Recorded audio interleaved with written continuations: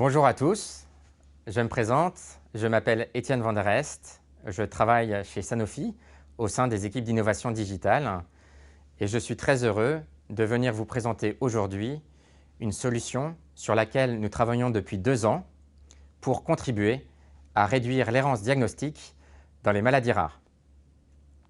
Alors cette solution, elle fait suite à la démarche d'innovation ouverte que nous avons initiée en 2018 et qui a rassemblé des associations de patients, des médecins et des experts. Ils ont proposé 14 solutions concrètes et la solution que je vais vous présenter aujourd'hui est l'une d'elles. L'objectif est d'aider le réseau primaire de soins à suspecter plus tôt une maladie rare. Par le réseau primaire de soins, on entend les médecins généralistes, les pédiatres et les spécialistes de ville. Alors pourquoi le réseau primaire de soins? On sait aujourd'hui qu'un patient erre 4 ans dans le réseau primaire de soins avant d'avoir un diagnostic qui soit posé. Et malheureusement encore aujourd'hui, 50% des patients atteints d'une maladie rare n'ont pas de diagnostic précis et posé. Aujourd'hui, il y a 7000 maladies rares identifiées à ce jour et c'est mission impossible pour un médecin de ville d'être affûté sur chacune de ces 7000 maladies, d'autant plus qu'elles sont rares. Et c'est là qu'un outil digital prend tout son sens pour être un assistant, un compagnon qui vient aider le médecin à aussi envisager ses hypothèses médicales. La solution a pour objectif d'aider les médecins de ville à suspecter plus tôt une maladie rare. Et ce sera réalisé de 2 manières. La première, en identifiant une possible maladie rare à partir des symptômes exprimés par le patient lui-même et à accélérer son orientation vers un centre expert le plus proche du patient. Alors concrètement, quelle est cette solution? Il s'agit d'un outil de prédiagnostic 100% dédié aux maladies rares. Ce prédiagnostic s'appuie sur un algorithme fiable qui a 14 ans d'expérience, plus d'1 million de sessions patients et qui est déjà certifié Medical Device. Cet outil de prédiagnostic recherche aujourd'hui parmi les 270 maladies rares pour lesquelles un traitement existe et nous l'enrichirons de manière régulière pour qu'il puisse à terme rechercher parmi les 7000 maladies rares identifiées à ce jour.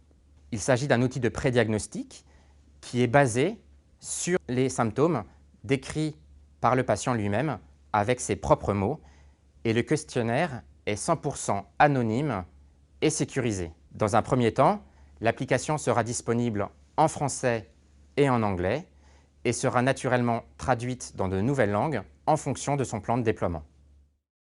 Vous l'avez compris, il s'agit d'un temps précieux, gagné tant pour le patient que pour le praticien.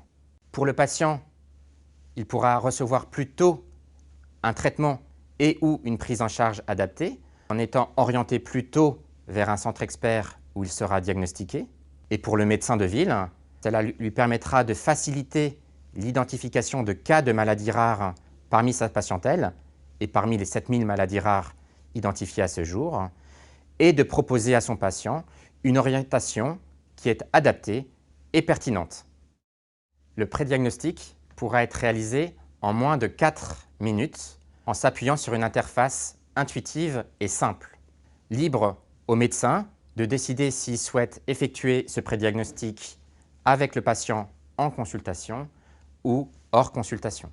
L'objectif est qu'en moins de 4 minutes, il puisse avoir une suspicion ou non d'une maladie rare pour son patient et si une suspicion est levée, d'avoir toutes les informations détaillées sur cette maladie rare et les coordonnées du centre expert les plus proches de son patient.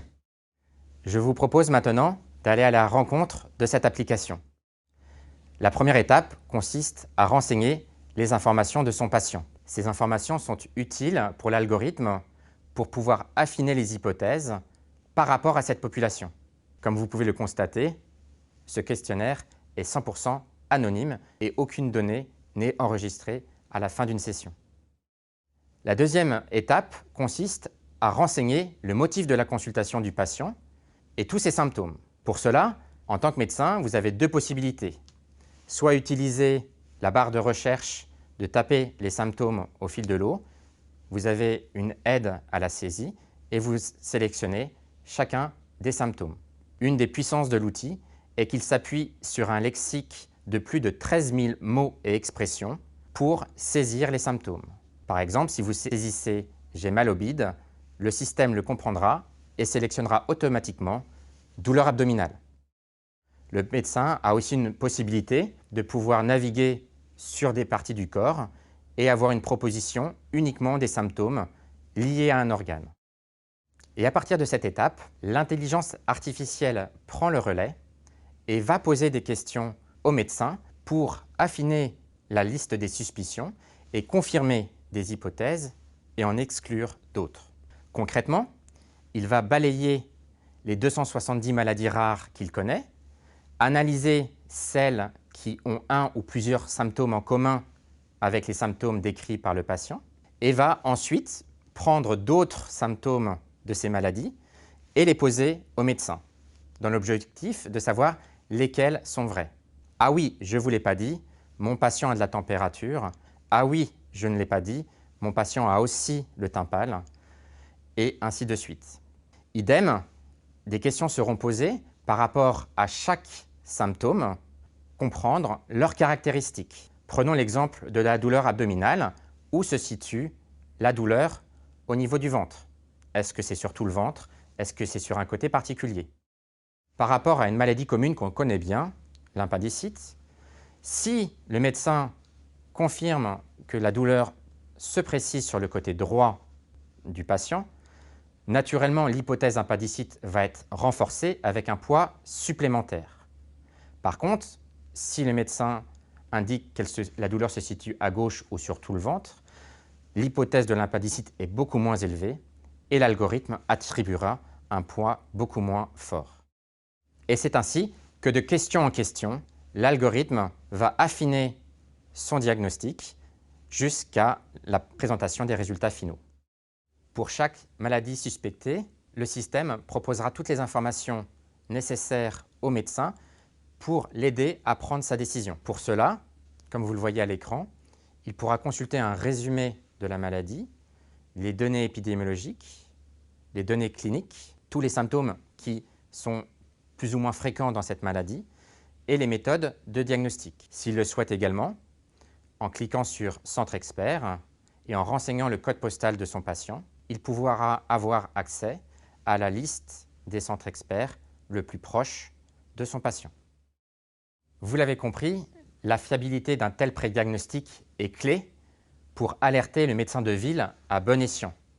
Il faut qu'en aucun cas, on lui apporte un bruit et des fausses alertes. Nous nous sommes fixés l'ambition d'avoir un prédiagnostic qui soit supérieur à 80% et qui sera confirmé par une étude clinique. Par ailleurs, notre solution est un dispositif médical de classe 1, 2A dans les mois à venir, et est certifié ISO 13485.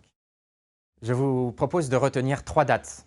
La première date est celle du premier trimestre 2022, où l'outil sera prêt à être expérimenté. Tous les médecins de ville qui veulent tester l'outil en avant-première sont les bienvenus. Nous poursuivrons alors pendant 6 mois par une étude clinique avec les centres experts maladies rares dans l'objectif de confirmer la fiabilité de l'outil. Nous rejouerons des cas qui ont été testés par des centres experts et nous nous assurerons que l'outil les prédiagnostique bien. Et ça permettra au 4e trimestre de pouvoir mettre l'outil à disposition de tous les médecins de ville en France sur le web.